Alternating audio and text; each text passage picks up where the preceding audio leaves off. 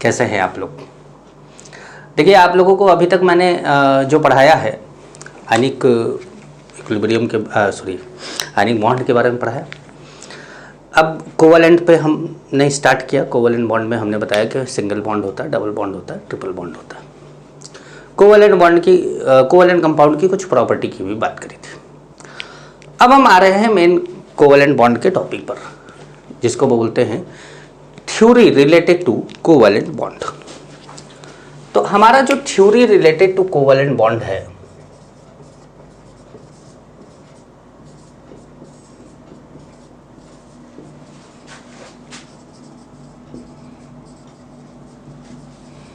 Theory related to covalent bond है, ये 4 type का है। मतलब 4 थ्योरी आपको पढ़नी है। पहले तो हम चारों थ्योरी का नाम लिख लेंगे। लुईस थ्योरी, सेकंड है VVT valence bond theory, third है valence shell electron pair repulsion theory, और फोर्थ है मॉलिक्यूलर ऑर्बिटल थ्योरी। तो ये 4 थ्योरी आपको पढ़नी है। इन चारों थ्योरी में आप अक्सर पढ़ते हैं, ये 3 थ्योरी तो पढ़ लेते हैं, लेकिन इस थ्योरी को लोग नहीं पढ़ाते या छोड़ देते हैं, आसान सा टॉपिक बोल के छोड़ देते हैं। तो हम इसको देखते हैं कि कितना आसान है और कितने काम का है। आसान तो है, नो डाउट, लेकिन काम का बहुत है, और बिना इसको पढ़े आगे की थ्योरी को समझने में थोड़ी मुश्किल होती है। ऐसा नहीं है कि इसको छोड़ दिया जाए तो कुछ समझ में नहीं आएगा, आता है, पर इसको पढ़ने से थोड़ा इंटरेस्ट और बढ़ जाता है, टॉपिक और बढ़िया समझ में आता है।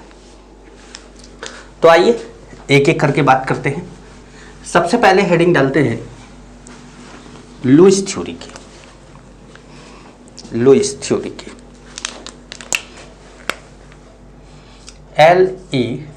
LEWIS, Lewis theory. ठीक है। अब इस थ्योरी में लुईस ने कुछ बातें बोली थी कि according to this theory covalent bond form between atoms so that each atom can complete its octet and hydrogen can complete its duplet। Covalent bond क्यों बनता है? ताकि हर एटम अपना ऑक्टेट पूरा कर ले और हाइड्रोजन क्या करे? अपना डुप्लेट पूरा कर ले। ठीक है। Only outermost shell electron, जिसको हम वैलेंस इलेक्ट्रॉन भी बोल सकते हैं, तो only valence electrons are participate in bond formation. केवल वैलेंस इलेक्ट्रॉन ही बॉन्ड फॉर्मेशन में पार्टिसिपेट करते हैं। ठीक है। अब लुईस ने जो स्ट्रक्चर, कंपाउंड के जो स्ट्रक्चर दिए थे, उसको उन्होंने बोला था, उन्होंने क्या बोला था, बाद में उनके ऑनर में सभी लोगों ने बोल दिया था लुईस डॉट स्ट्रक्चर। उसको लुईस LEWIS, लुईस हम बोलते हैं, लेवाइस बोल नहीं सकते, लेवाइस शायद कपड़े का ब्रांड है, वो LEVIS है, लेकिन ये WIS है। ठीक है, कपड़े की ब्रांड है। अब शायद मैंने तो नहीं, आज तो मैंने लेवाइस की नहीं पहनी है पैंट। तो वो जो लुईस है थ्योरी, उसमें जो स्ट्रक्चर बनता है उसको लुईस डॉट स्ट्रक्चर बोलते हैं। अब डॉट क्यों बोलते हैं उसको? क्योंकि जो लोन पेयर है उसको डॉट से दिखा देते हैं। एक लोन पेयर को 2 डॉट से, 2 लोन पेयर को, मतलब एक लोन पेयर को 2 डॉट से, 2 लोन पेयर है तो 4 डॉट दिखा देते हैं।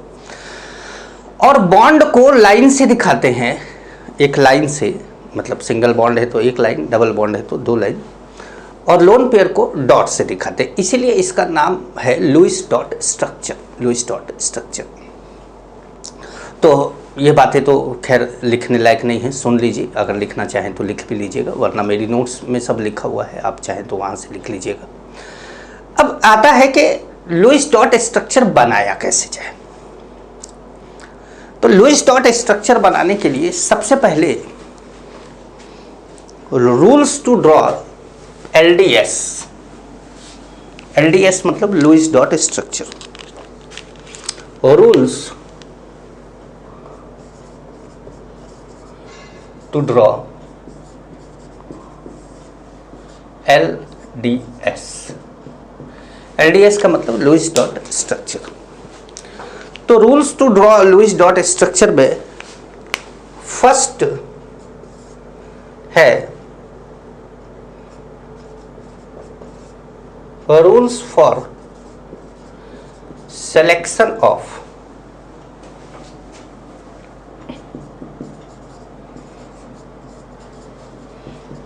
Central atom. सेंट्रल एटम को हम शॉर्ट में सीए बोल देंगे।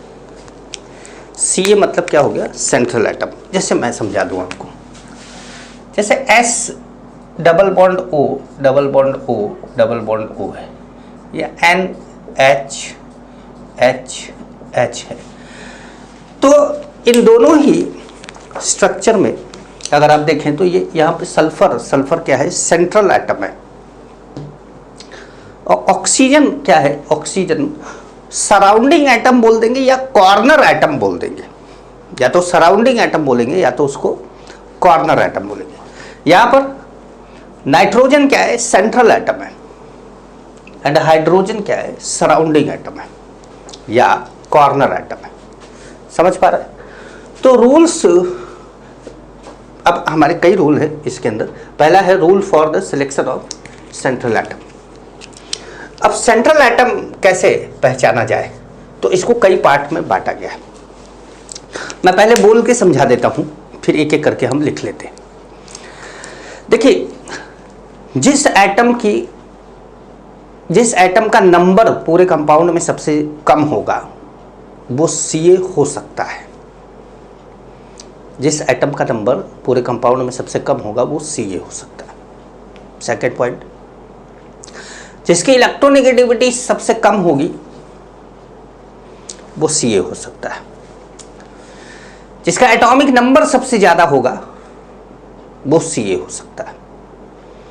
जिसका साइज सबसे बड़ा होगा वो सीए हो सकता है। एटम जो सबसे ज्यादा बॉन्ड बनाता हो और जिसके पास वैकेंट ऑर्बिटल हो वो सीए हो सकता है। तो ये पांच छह पॉइंट है जिनको आपको ध्यान में रखना है। तो फर्स्ट जो है, atom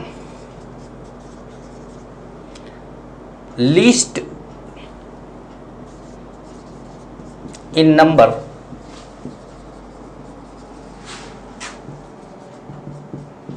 will be CA. CA मतलब central atom. Atom with least electronegativity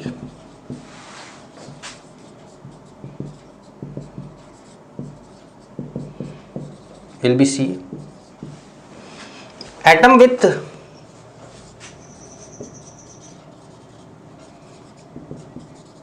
highest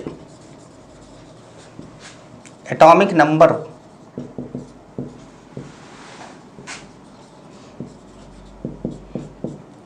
will be C. Atom with largest size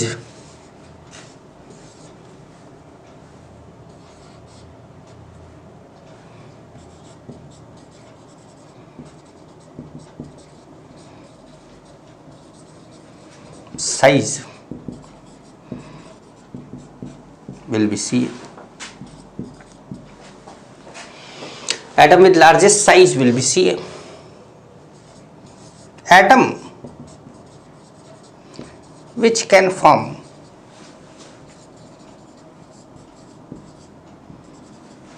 highest number of bond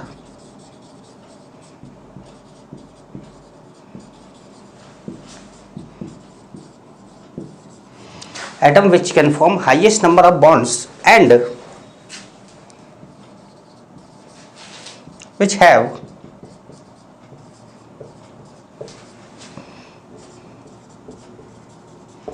vacant orbital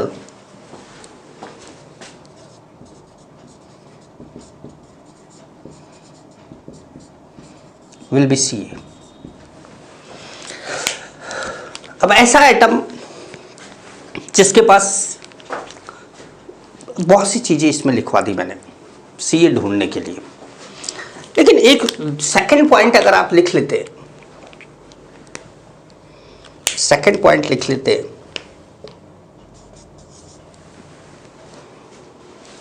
तो आपके कंफ्यूजन लगभग खत्म हो जाएंगे।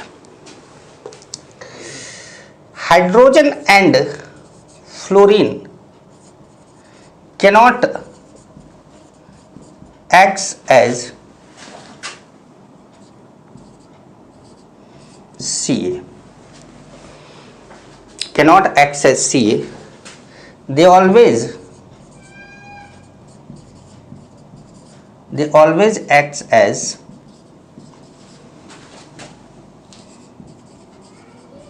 surrounding atom।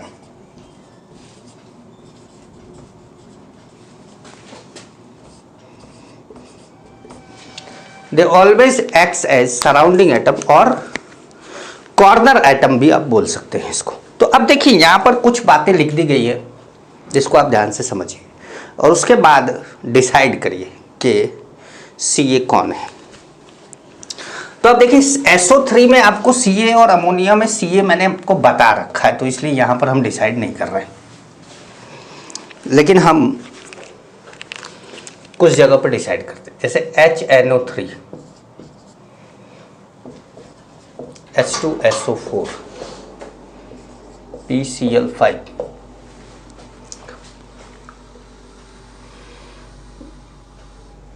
कोई भी कंपाउंड ले सकते हैं हम, तो XCF4, XCO2F4, IF7, मतलब हम कोई भी कंपाउंड ले सकते हैं, लेकिन जैसे कि मैंने कुछ कंपाउंड लिए जिनका कि हम स्ट्रक्चर बनाएंगे और बनाना चाहेंगे। तो अब हमारे पास ये पॉइंट है, तो इसको पढ़ के हम Ca के बारे में जानेंगे कि Ca कौन है। तो एटम लीस्ट इन नंबर, पहले वाले में HNO3, हाइड्रोजन भी है, नाइट्रोजन भी है। एटम लीस्ट इलेक्ट्रोनेगेटिविटी, अगर देखा जाए तो हाइड्रोजन की इलेक्ट्रोनेगेटिविटी सबसे कम है, लेकिन ये पॉइंट्स बोल दे रहा है कि हाइड्रोजन Ca हो ही नहीं सकता। Atom with highest atomic number, अब वो तो ऑक्सीजन है, लेकिन लीस्ट इन नंबर में नाइट्रोजन आ गया, ठीक है। Atom which can form highest number of bond, तो nitrogen can form more number of bond than oxygen. Sulfur can form more number of bond than oxygen. Sulfur has larger size, sulfur has lower electronegativity, sulfur least in number, phosphorus least in number, phosphorus have vacant orbital, phosphorus have low electronegativity, least number में भी है। तो बहुत सी चीज़ें हैं, सारी चीज़ों को देखना रहता है, ऐसा नहीं कि किसी एक पॉइंट को देखकर आप चेक कर लें। जैसे fluorine can not act as central atom, xenon least in number, iodine least in number. तो ऐसे कई सारे पॉइंट को मिलाकर आप क्या करते हैं, सेंट्रल एटम ढूंढते हैं, ठीक है। जब आप सेंट्रल एटम, मान लीजिए कि आपको लगता है कि सर हम इतना कंपाउंड देख चुके हैं कि सेंट्रल एटम हमको पता चल जाता है, इसमें आपने कोई बड़ी बात नहीं बताई है हमको देखते ही पता चल जाता है कि सेंट्रल एटम कौन है। चलिए ठीक है, हम तो उसके लिए बात कर रहे हैं जो स्ट्रक्चर बनाना जानता ही नहीं है, जिसको पता ही नहीं है कि सेंट्रल एटम कौन होता है। जिसको पता है वो अच्छा कर रहा है, वो कोई दिक्कत नहीं है, उसको ज़रूरत नहीं थी इस पॉइंट की। लेकिन मेरा काम है पढ़ाना, मेरा काम है सारी चीज़ों को बताना। किसी भी एक पॉइंट को छोड़ने से अगर आपका वो टॉपिक रह जाता है तो फिर वो गलत होगा, ठीक है। अब third point, if oxygen acts as Ca, if oxygen acts as Ca, then it form two single bond। अगर ऑक्सीजन Ca है तो वो दो सिंगल बॉन्ड बनाएगा, two single bond. If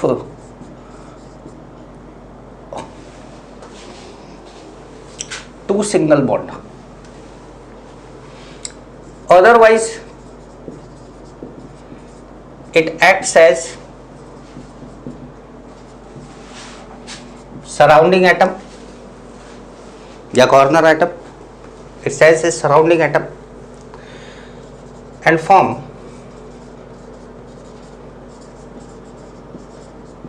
double bond। अगर ऑक्सीजन Ca है तो वो क्या करेगा, जैसे ऑक्सीजन Ca कैसे हो सकता है, अब आइए देखिए HNO3 की बात करते हैं।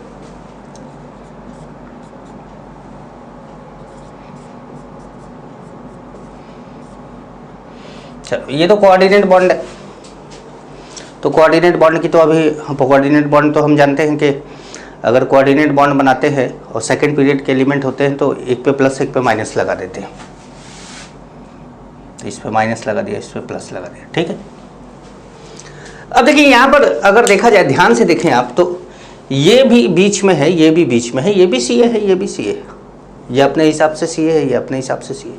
ऑक्सीजन Ca है तो ऑक्सीजन ने दो सिंगल बॉन्ड बनाए, नाइट्रोजन Ca है तो मैक्सिमम नंबर ऑफ बॉन्ड बनाए, ठीक है। तो ऐसा नहीं है कि किसी एटम में एक से ज़्यादा Ca नहीं हो सकता, एक से ज़्यादा Ca भी हो सकता है, बीच में कई एटम आ सकते हैं। जैसे H2SO4 तो HOS। तो अब अगर यहाँ पे Ca देखा जाए कि कौन है, तो सल्फर Ca है, ये ऑक्सीजन भी Ca है, ये ऑक्सीजन भी Ca है, क्योंकि बीच में है। सराउंडिंग में कौन है, ये चारों क्या है, सराउंडिंग में। तो ऑक्सीजन अगर बीच में है तो वो सिंगल बॉन्ड बनाता है, लेकिन अगर किनारे पर है तो वो डबल बॉन्ड बनाता है। जैसे किनारे पर है तो डबल बॉन्ड बनाए, किनारे पर है तो डबल बॉन्ड बनाए, बीच में है तो सिंगल बॉन्ड बनाए। अब आपको लग रहा होगा सर किनारे पर है लेकिन डबल बॉन्ड नहीं बना, इसके लिए पॉइंट है हमारे पास, इसके लिए पॉइंट है हमारे पास।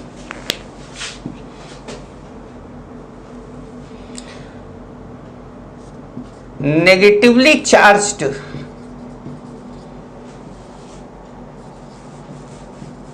Oxygen atom always form a single bond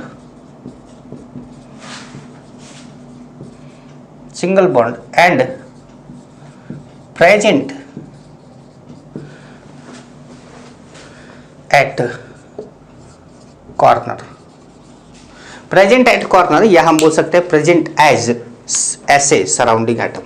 तो नेगेटिवली चार्ज एटम है ऑक्सीजन, कहाँ है, सराउंडिंग पर है, और सराउंडिंग पर है और कितने बॉन्ड बना रहा है, सिंगल बॉन्ड बना रहा है।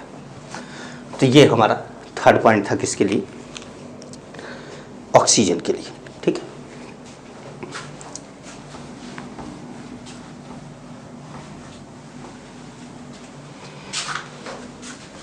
फोर्थ पॉइंट लिखते हैं पॉजिटिव चार्ज के लिए, फिफ्थ पॉइंट लिखेंगे नेगेटिव चार्ज के लिए, और पॉइंट हमारे हो जाएंगे खत्म। फोर्थ पॉइंट क्या है,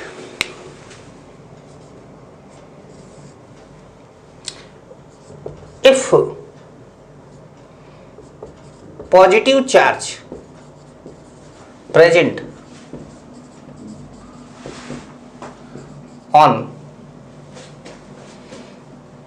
ion, positive charge present on compound नहीं बोल सकते क्योंकि अगर चार्ज है तो फिर वो आयन होगा। If positive charge present on ion then it will comes on Ca। अगर पॉजिटिव चार्ज है तो वो किस पर आ रहा है, Ca पर। एंड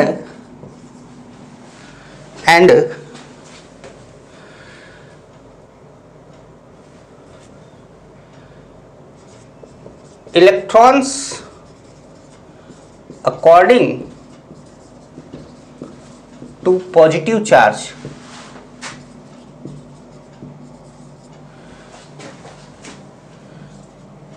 subtract from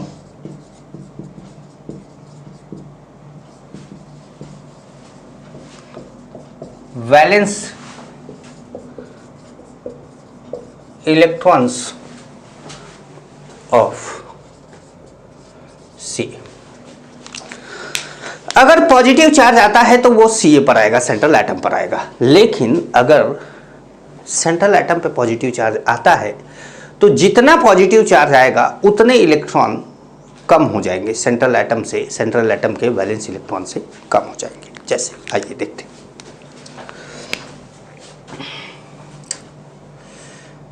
हमारे पास एक एग्जांपल लेते हैं। PCl4 हमने ले लिया इस पे प्लस, PCl4 और इस पे ले लिया प्लस। अब ये क्या है, कंपाउंड नहीं है, ये आयन है, ठीक है। पॉजिटिव चार्ज किस पे आ रहा है, सेंट्रल एटम पे। फास्फोरस के आउटर मोस्ट सेल में कितने इलेक्ट्रॉन है,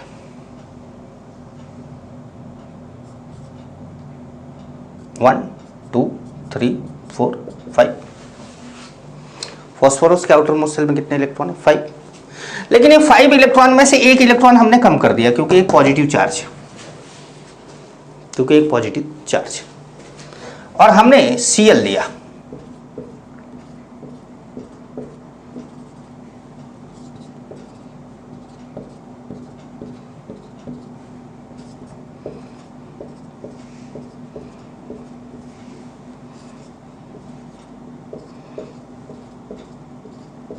ठीक है, हमने Cl लिया और ये हमने ऐसे बना दिया,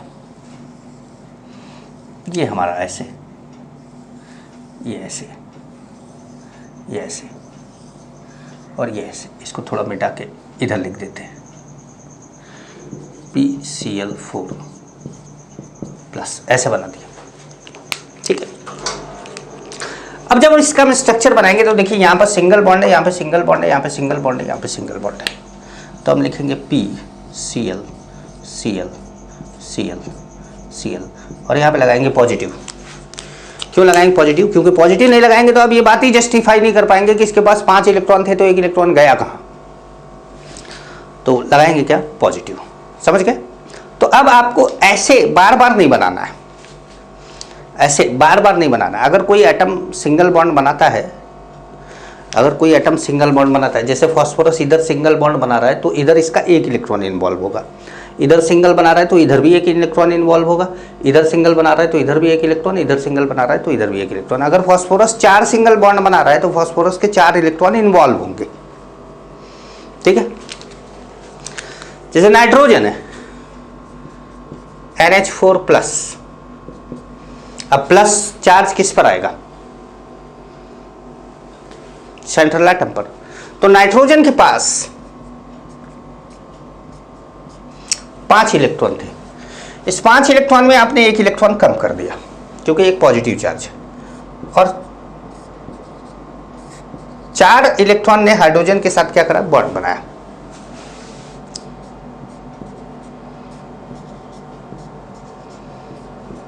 और नाइट्रोजन पे आपने एक पॉजिटिव चार्ज डाल दिया। कुछ पल्ले पड़ा, समझ पा रहे हैं। चलिए और दिखाते हैं हमको, बहुत से एग्जाम्पल है हमारे पास।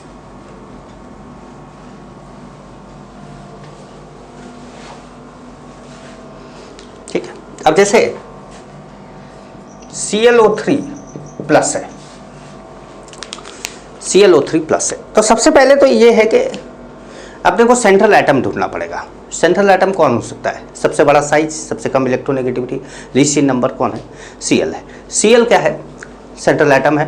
फ्लोरीन हाइड्रोजन सेंट्रल एटम नहीं हो सकता, बाकी सभी सेंट्रल एटम हो सकते हैं, तो Cl सेंट्रल एटम हो सकता है। अगर Cl सेंट्रल एटम है तो बचा कौन, ऑक्सीजन। ऑक्सीजन सराउंडिंग हो गया। अगर ऑक्सीजन सराउंडिंग है तो ऑक्सीजन के पास कितने, हर ऑक्सीजन कितने बॉन्ड बनाएगा, डबल बॉन्ड। क्योंकि सराउंडिंग एटम है तो हर ऑक्सीजन कितने बॉन्ड बनाएगा, डबल बॉन्ड बनाएगा। तो सबसे पहले Cl के आउटर मोस्ट सेल में कितने इलेक्ट्रॉन है, 1 2 3 4 5 6 7, ऐसे कर दिया। एक पॉजिटिव चार्ज है, पॉजिटिव चार्ज हटा दिया। ठीक है, अब हर ऑक्सीजन कितने बॉन्ड बना रहा है, डबल बॉन्ड। इसलिए भाई एक सिंगल बॉन्ड के लिए एक इलेक्ट्रॉन की ज़रूरत थी, क्लोरीन डबल बॉन्ड बनाएगा तो क्लोरीन को 2 इलेक्ट्रॉन की ज़रूरत होगी, तो यहाँ पे 2 इलेक्ट्रॉन, यहाँ पे 2 इलेक्ट्रॉन, यहाँ पे 2 इलेक्ट्रॉन, तो क्लोरीन ने 3 डबल बॉन्ड बना लिए।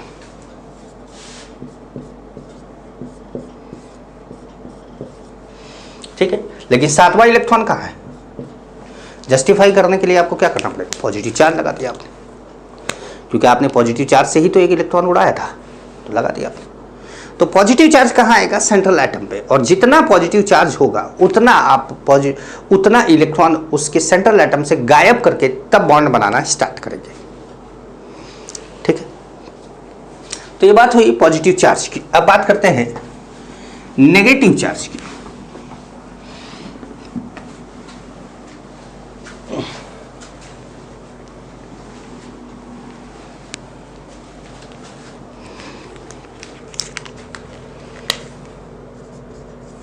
नेगेटिव चार्ज के बारे में भी बोल के आपको सुना दें पहले कि अगर नेगेटिव चार्ज कंपाउंड पर आता है, कंपाउंड पर क्या, आयन पे आता है, तो वो नेगेटिव चार्ज जो होगा वो सराउंडिंग एटम पे होगा।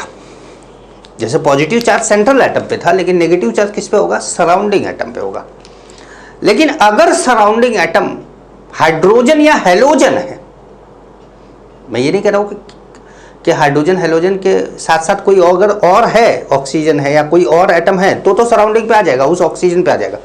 लेकिन अगर केवल हाइड्रोजन या हेलोजन में से ही कोई एक है या दोनों है, तो उस केस में नेगेटिव चार्ज सेंट्रल एटम पे चला जाएगा। वैसे तो सेंट्रल एटम, वैसे तो जो नेगेटिव चार्ज होता है वो सराउंडिंग एटम पे आता है, लेकिन अगर नेगेटिव चार्ज अगर सराउंडिंग एटम पे हेलोजन या हाइड्रोजन है तो नेगेटिव चार्ज सेंट्रल एटम पे चला जाएगा।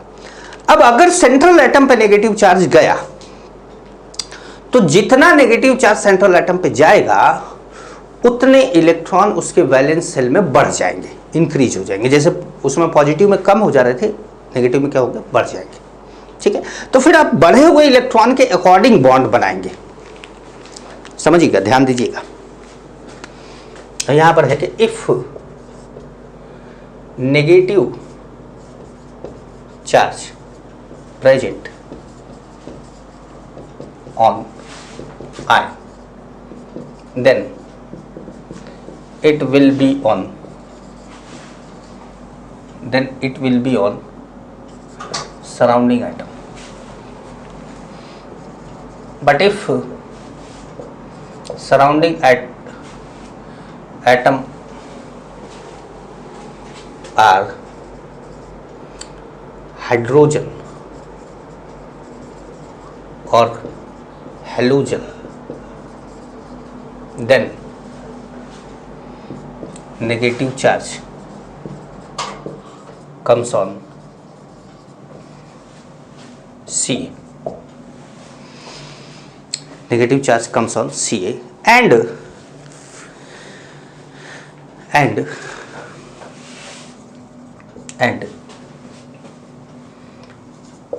electrons according to negative charge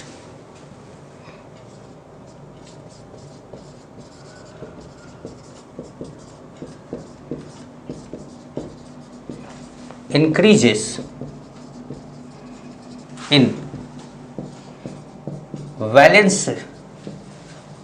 cell of C. अगर सराउंडिंग एटम हेलोजन या हाइड्रोजन है तो नेगेटिव चार्ज Ca पर आ जाएगा और उतने ही इलेक्ट्रॉन इंक्रीज हो जाएंगे जितना कि नेगेटिव चार्ज है। चलिए 2 एग्जांपल लेके समझाते हैं आपको। फर्स्ट लेते हैं SO4 2 माइनस और सेकंड लेते हैं PCl6 माइनस। ठीक है, एक में मैंने ऑक्सीजन सराउंडिंग एटम में ऑक्सीजन ले लिया, एक में हेलोजन ले लिया। अगर हेलोजन लेंगे तो नेगेटिव चार्ज सही Ca पे चला आएगा, अगर हेलोजन के अलावा कोई और लेंगे तो नेगेटिव चार्ज सराउंडिंग पर आएगा। ठीक है, अब सराउंडिंग पर आएगा तो 2 नेगेटिव चार्ज, 2 नेगेटिव चार्ज कितने ऑक्सीजन पर आएंगे? सोचने वाली बात है कि 2 नेगेटिव चार्ज कितने ऑक्सीजन पर आएंगे। अब अगर 1 नेगेटिव चार्ज 1 ऑक्सीजन पे आएगा तो 2 नेगेटिव चार्ज 2 ऑक्सीजन एटम पे आएगा। आप ये भी कह सकते हैं कि सर एक ही ऑक्सीजन पे 2 नेगेटिव चार्ज डाल दीजिए।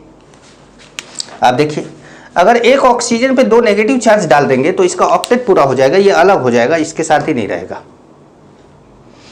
तब ये SO3 बन जाएगा। SO3 मतलब तब ये ऐसे हो जाएगा SO3 प्लस O2 माइनस, ये तो कुछ होता ही नहीं है। तो इसका मतलब है कि एक ऑक्सीजन पे 2 नेगेटिव चार्ज नहीं डालेंगे, फिर तो 2 नेगेटिव चार्ज को डिवाइड करना पड़ेगा 2 अलग अलग ऑक्सीजन पे। 2 ऑक्सीजन पे आप नेगेटिव चार्ज डालेंगे। सल्फर है, एक ऑक्सीजन पे आपने इधर नेगेटिव चार्ज डाल दिया, एक ऑक्सीजन पे आपने इधर नेगेटिव चार्ज डाल दिया, या किधर भी डाल दिया। आप ये जानते हैं कि ऑक्सीजन पे अगर नेगेटिव चार्ज आता है तो वो सिंगल बॉन्ड बनाता है, लेकिन अगर ऑक्सीजन पे नेगेटिव चार्ज नहीं आता है और वो सराउंडिंग है तो वो डबल बॉन्ड बनाता है। तो ऑक्सीजन तो 4 थे, ये बन गया।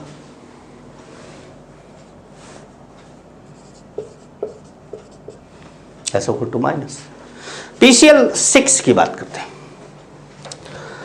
तो नेगेटिव चार्ज अब क्लोरीन पे नहीं आ रहा, किस पे आ रहा है? फास्फोरस पे आ रहा है। और फास्फोरस के आउटर मोस्ट सेल में कितने इलेक्ट्रॉन थे? 1 2 3 4 एंड 5। 5 इलेक्ट्रॉन थे फास्फोरस के, और एक इलेक्ट्रॉन और आ गया, एक इलेक्ट्रॉन और आ गया, थोड़ा अलग से दिखा दिया, अलग टाइप से दिखा दिया, नेगेटिव चार्ज वाला इलेक्ट्रॉन, एक इलेक्ट्रॉन और आ गया। ठीक है, 6 इलेक्ट्रॉन हो गए उसके पास बॉन्ड बनाने के लिए। अब ये क्या करेगा? हर क्लोरीन के साथ बॉन्ड बनाएगा।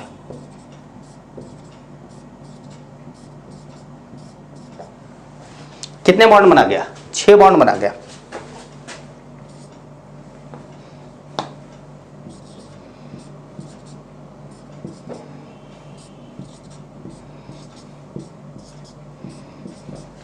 अब आप ये सोच रहे हैं कि सर ये कैसा स्ट्रक्चर आपने बनाया है, सही स्ट्रक्चर नहीं लग रहा है। मैंने आपको ये सिखाया ही नहीं कि स्ट्रक्चर देखने में कैसा लगेगा। अभी मैंने इस बारे में बात ही नहीं करी है कि ये ऑक्टाहेड्रल है कि टेट्राहेड्रल है कि स्क्वायर प्लेनर कैसा है, इसकी बात नहीं करी है हमने। अभी हम केवल बॉन्ड बना रहे हैं। तो लुईस ने ये बात ही नहीं बोली थी कि कैसा बनेगा, तो आप बोल कैसे सकते हैं?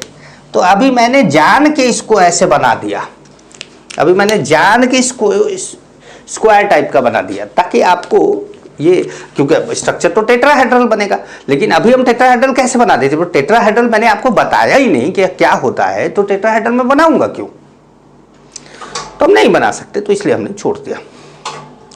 समझ गए? तो नेगेटिव चार्ज जब आएगा तो सराउंडिंग पर आएगा, लेकिन अगर सराउंडिंग हाइड्रोजन या हेलोजन है तब सेंट्रल पे आ जाएगा। तब किस पे आ जाएगा? सेंट्रल पे आ जाएगा।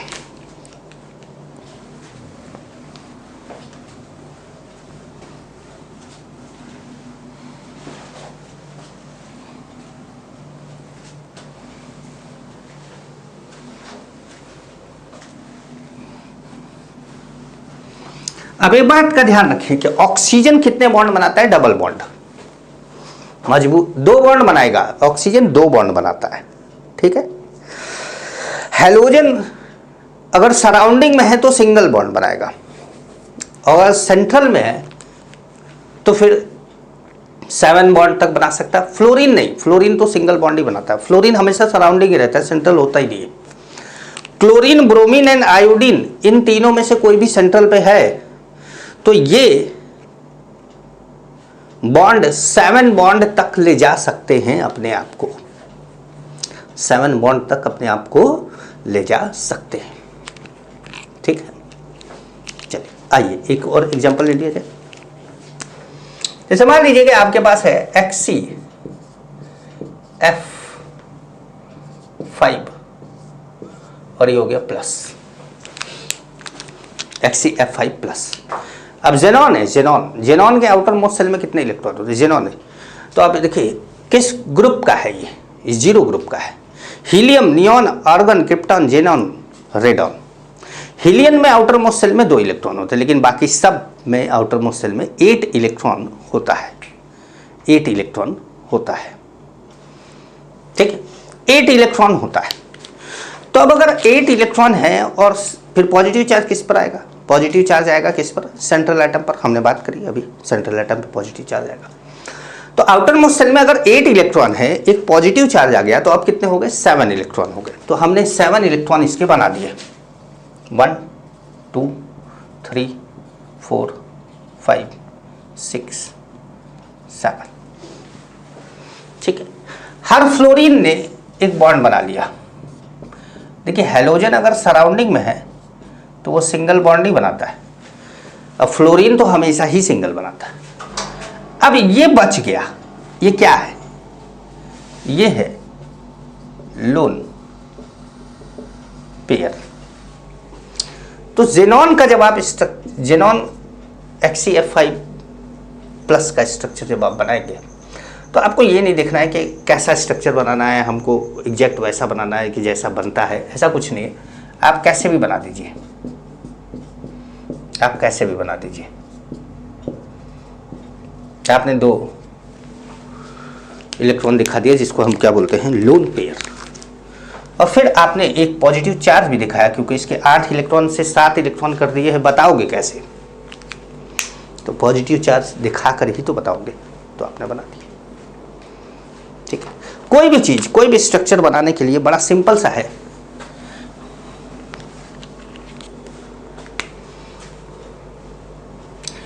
देखिए halogen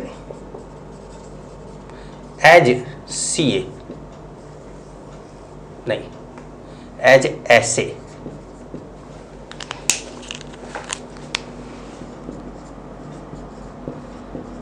form single bond. Halogen as ऐसे form single bond. Oxygen as ऐसे form double bond. Surrounding atom अगर ऑक्सीजन है तो वो डबल बॉन्ड बनाएगा। Hydrogen always form single bond. Hydrogen हमेशा ही सिंगल बॉन्ड बनाता है, सराउंडिंग में ही रहता है। हाइड्रोजन एंड कर लीजिएगा। H and F always form single bond, हमेशा सिंगल बॉन्ड ही बनाता है। Halogen as Ca can form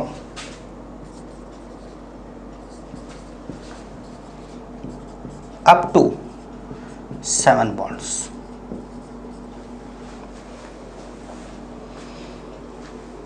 Up to 7 bonds. अब जैसे सल्फर है, अगर ये ऐसे है तो क्या बनाएगा? 2 बॉन्ड। अगर ये Ca है तो अप टू 6 बॉन्ड। मतलब ये अप टू 6 इसलिए क्योंकि 2 भी बना सकता है, 2 3 2 4 5 6, मतलब वो 6 तक जा सकता है। सल्फर क्या करता है? 6 तक जा सकता है अगर Ca है तो, लेकिन अगर सराउंडिंग एटम है तो 2 बॉन्ड से ज़्यादा नहीं बनेगा, बिल्कुल ऑक्सीजन की तरह। समझ पाए? लेकिन ऑक्सीजन में हमने एक बात ये भी बोली कि अगर ऑक्सीजन नेगेटिवली चार्ज है तो वो सिंगल बॉन्ड ही बनाता है, सराउंडिंग एटम सिंगल बॉन्ड ही बनाता है, तो वो एक अलग बात है। ये आप ध्यान में रखेंगे, लिख लेंगे कहीं पर, ठीक है।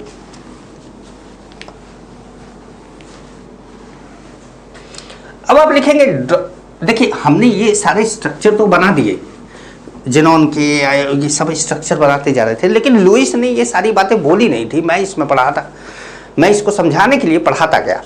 लुईस ने तो ये बोला था कि हम बॉन्ड इसलिए बना रहे ताकि ऑक्टेट पूरा कर सके, हम बॉन्ड इसलिए बना रहे ताकि ऑक्टेट पूरा कर सके। जेनॉन एनॉन के कंपाउंड तो उसकी लिस्ट में ही नहीं थे। मतलब ऐसे कंपाउंड जो ऑक्टेट से ज्यादा कर रहे हैं वो तो उसके लिस्ट में ही नहीं थे। वो चाहता ही नहीं था कि इतने ढेर सारे बॉन्ड बने, इतने बॉन्ड तो बनाना ही नहीं चाहता था, है। तो इसलिए अब आपको लिखना है ड्रॉबैक,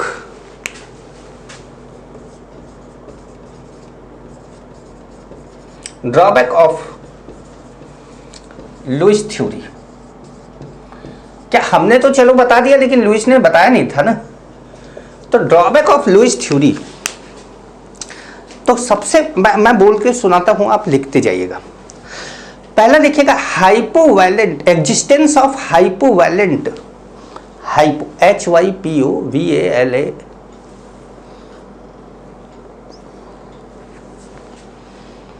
एंटी वैलेंट, ठीक है। Hypovalent, existence of hypovalent compound. अब हाइपोवैलेंट कंपाउंड क्या होता है? हाइपोवैलेंट कंपाउंड का मतलब इनकम्प्लीट ऑक्टेट।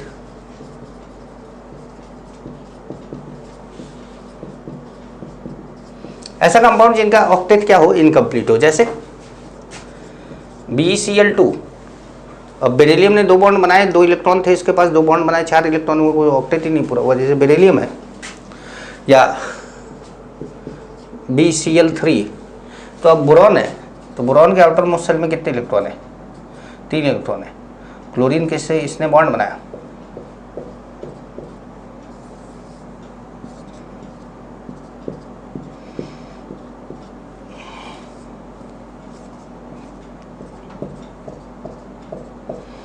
क्लोरीन से इसने बॉन्ड बना लिया कि हम मिलजुल के रहेंगे, लेकिन क्या हुआ? ऑक्टेट पूरा ही नहीं हुआ। तो लुईस ने तो बोला था कि सभी ऑक्टेट पूरा करने के लिए बॉन्ड बनाते हैं, लेकिन दुनिया में ऐसे कंपाउंड भी पाए जाते हैं जिनका ऑक्टेट नहीं पूरा है।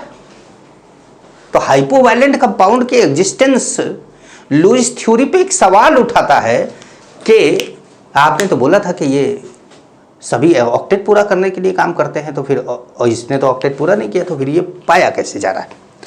ठीक है। अच्छा, दूसरा इन्होंने जो मतलब दूसरा ड्रॉबैक है एग्जिस्टेंस ऑफ हाइपरवैलेंट कंपाउंड। अब हाइपरवैलेंट क्या है? अब हाइपोवैलेंट ऐसा था जिसके पास इनकम्प्लीट ऑक्टेट था, ऑक्टेट कंप्लीट नहीं था, और हाइपरवैलेंट वो है जो 8 से ज़्यादा इलेक्ट्रॉन रख ले रहे हैं, जो 8 से ज़्यादा इलेक्ट्रॉन रख ले रहे हैं। जैसे एग्जाम्पल लिख लेंगे, जैसे SF6 IF7। अब आयोडीन के आउटर मोस्ट सेल में तो 7 इलेक्ट्रॉन थे, एक इलेक्ट्रॉन एक बॉन्ड बनाता काम चल जाता, 7 बॉन्ड बना के 7 × 2 14 इलेक्ट्रॉन कर गया अपने पास। 8 इलेक्ट्रॉन से इसकी इच्छा शक्ति पूरी हो सकती थी, लेकिन 14 इलेक्ट्रॉन रखने की ज़रूरत क्या थी? खैर ये तो लुईस से पूछा गया।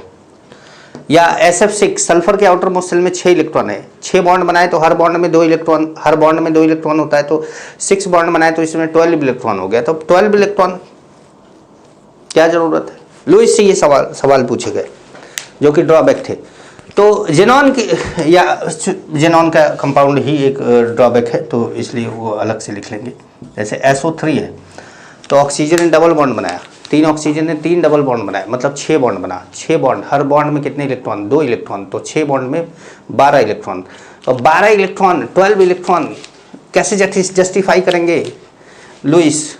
क्या करेंगे इसके बारे में आगे देखते हैं ब्रेक के बाद। चलिए, तो अगले मतलब थर्ड पॉइंट SO3 के बाद, existence of compounds of xenon. Existence of compounds of xenon, xenon के ढेर सारे compound, XeF2, XeF4, XeF6, XeOF2, XeOF4, XeO2F4, मतलब सॉरी XeO2F2, ये ढेर सारे कंपाउंड जेनॉन के। तो ये एग्जिस्टेंस ऑफ जेनॉन के जो कंपाउंड हो रहे हैं, ये भी क्या एक तो ड्रॉबैक है।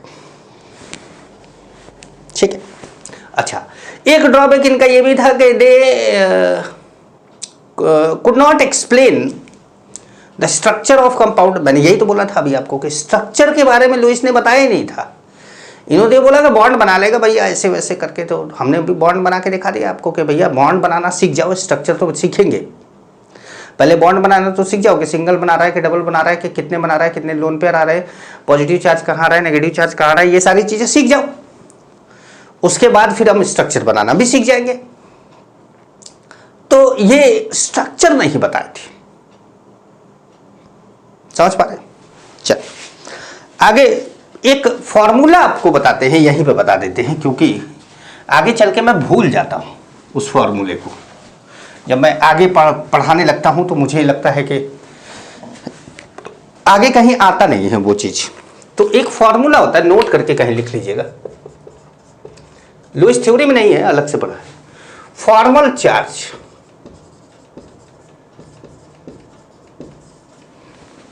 फॉर्मल चार्ज, फॉर्मल चार्ज क्या होता है कि एक तरह का जैसे कि वो नहीं था ऑक्सीडेशन नंबर था, वैसा ही कुछ है ये, किसी एटम पे आने वाला चार्ज, एक कंपाउंड में किसी एटम पे आने वाला चार्ज। मान लीजिए कि आपने कोई कंपाउंड आपको मिल गया, तो आपको कुछ चीज़ें उसके बारे में जाननी होगी कि किस एटम पे फॉर्मल चार्ज निकालना है। पहले तो ये आपको पता होना चाहिए, क्योंकि गिवन होगा आपको ये कि एटम पे नंबरिंग कर देगा, बोलेगा एटम नंबर 2 पे बताओ, एटम नंबर 1 पे बताओ, 5 पे बताओ, ऐसे करके नंबरिंग दे देगा। तो आपको पहले तो क्लियर हो जाना चाहिए कि किस एटम पे निकालना है, ठीक है। तो formal charge is equal to होता है नंबर ऑफ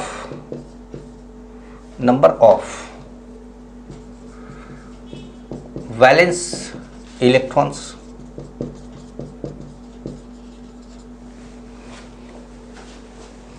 ठीक, number of valence electrons minus number of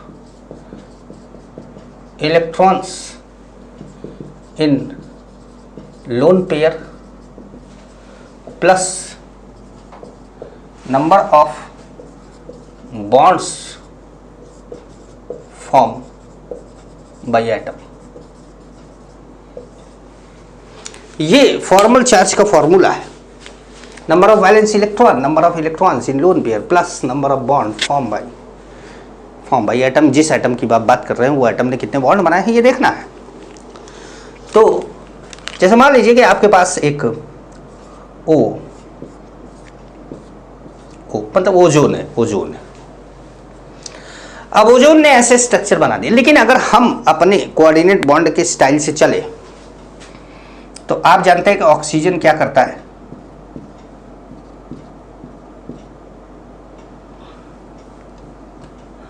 आप जानते हैं कि ऑक्सीजन, ये ऑक्सीजन है, ओजोन में इसने इसको एक लोन पेयर दे दिया। और आप जानते हैं ये भी बात कि अगर कोई सेकंड पीरियड का एलिमेंट कोऑर्डिनेट बॉन्ड बनाता है तो एक पे पॉजिटिव दूसरे पे नेगेटिव आ जाता है, तो इस पे नेगेटिव आ जाएगा, इस पे पॉजिटिव आ जाएगा, सिंपल सा है। ये कोऑर्डिनेट बॉन्ड का कॉन्सेप्ट हमारा, यही कारण है कि मैं ये नहीं पढ़ाता हूँ, और जब मैं नहीं पढ़ाता हूँ भूल जाता हूँ ना भाई। जब अगले ने एक चीज़ पढ़ा रखी है तो वो दूसरा क्यों पढ़ाएगा, वो भूल जाता है। तो बच्चा मेरे से जो है बीच में कहीं कुछ टॉपिक चल रहा होता है केमिकल बॉन्डिंग का, तब वो बोलता है कि सर फॉर्मल चार्ज नहीं पढ़ाया, या चैप्टर खत्म हो गया तब वो बोलता है कि फॉर्मल चार्ज आपने नहीं पढ़ाया। तो आप फॉर्मल चार्ज नहीं पढ़ाए, घुमा के वापस आए फॉर्मल चार्ज, तो एक फॉर्मूला है यार देख लो, बस बोल देते हैं, लेकिन अब समझा देते हैं कैसे, ठीक है। तो मान लीजिए कि आपके पास ओजोन है, ऐसे करके आपने बना दिया और आपने नंबरिंग कर दी 1 2 3। आपको पता है कि दूसरे वाले पर क्या है, पॉजिटिव चार्ज है, और तीसरे वाले पर क्या है, नेगेटिव चार्ज है, और पहले वाले पर क्या है, कुछ नहीं है, जीरो चार्ज है। आपको ये बात पता है, कोऑर्डिनेट बॉन्ड के कॉन्सेप्ट से पता है, आपको ये बात पता है। लेकिन आप फॉर्मल चार्ज निकालना चाह रहे हैं, फर्स्ट पे फॉर्मल चार्ज निकालना चाह रहे हैं, तो आपने देखा कि कितना वैलेंस इलेक्ट्रॉन है इसके पास, 6।